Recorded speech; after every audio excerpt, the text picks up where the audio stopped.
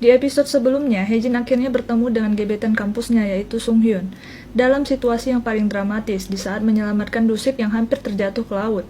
Awalnya saya mengira wanita yang menghabiskan 2 hari berjalan-jalan bersama Dusik adalah wanita di masa lalunya.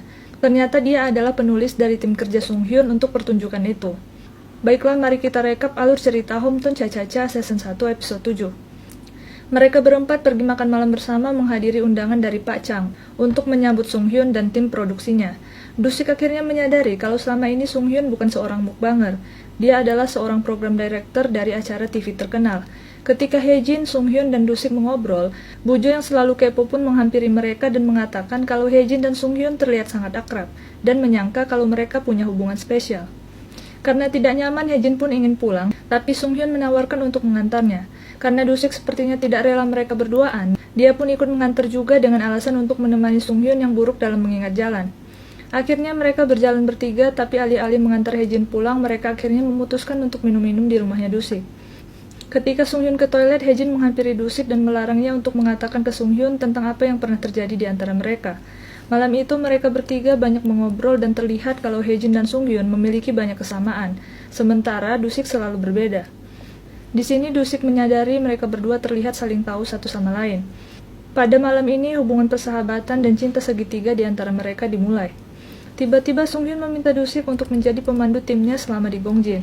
Awalnya Dusik menolak karena cukup sibuk, tapi Sung Hyun bersikeras sampai bertaruh melakukan beberapa challenge, yang pada akhirnya membuat Dusik bersedia menjadi guide. Chemistry di antara mereka bertiga sangat menghibur untuk ditonton, dan setelah semua game selesai dimainkan, mereka sangat mabuk dan tertidur di rumah Dusik. Keesokan harinya, Dusik memandu Sung Hyun dan timnya berkeliling Gongjin, dan tibalah mereka di rumah Nenek Gamri.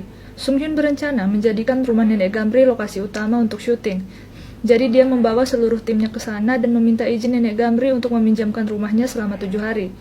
Sung Hyun sangat terkesan dengan kehangatan dan keotentikan rumah Nenek Gamri, tapi sayangnya Nenek Gamri dengan tegas menolak untuk menyewakan rumahnya.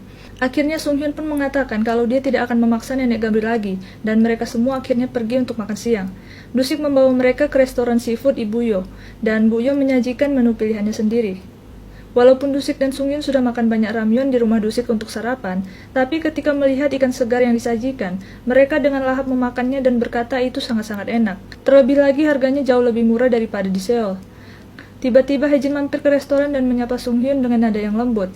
Dusik pun mengejeknya karena hal itu. Setelah selesai makan enak, Sung Hyun pun mengajak pergi berbelanja.